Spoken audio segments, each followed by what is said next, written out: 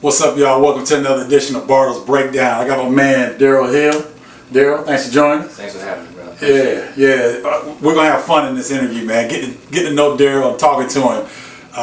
Some of the experiences he's had and some of the lessons that he'll be able to share, I'm sure will be impactful for all of you, regardless of your age and what you're into. This is a powerful brother here that has done a lot of great things, and we're going to get into it.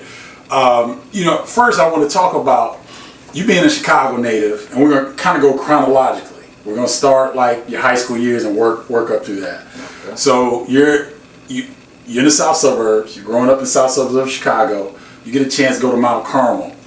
Talk about your experience there as being in a powerhouse of a football program in the city of Chicago. It was definitely, I want to say, a great head start. Okay. As compared to a lot of my friends that went to schools where I was from, because it was diverse. Mm-hmm. We went there and you saw every nationality you can possibly think of, and it was the real world right there at 14 years old. So it prepared me for life down the line. When I got to college, when I got into the professional career as far as like football and working out, for the county and everything, I was equipped to know how to deal with all kind of people. So it was a great experience in that regard. You make a great point there in terms of getting out of your comfort zone.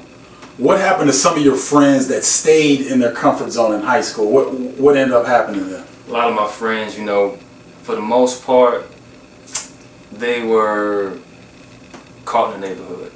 So there's so many vices out there, so many things that can derail a young man's life. Mm-hmm. And by being so, I want to say, closed in and not being exposed to a whole lot. A lot of my friends, I've been to a lot of funerals.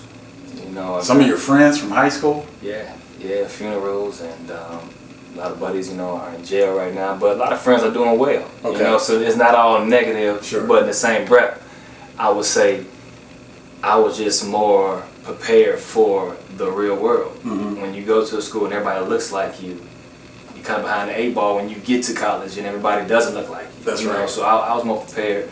But like I said, a lot of my buddies are doing great, regardless. And I always say, I went to Mount Carmel, but I was stereotypical. I was an athlete. I'm not going to class, I'm going to practice. Right. And that was my thing. And I paid for it when I got to college, because those same buddies that were going to Hillcrest, going to Phillips, going to Dunbar, they were ahead of me academically, because they were taking education serious. And I always tell these kids nowadays, it doesn't matter where you go. It's about what you get out of it. How much work you put into your education, what you got to do. But yeah, a lot of guys did good, a lot of guys didn't, so it's just one of those things, man.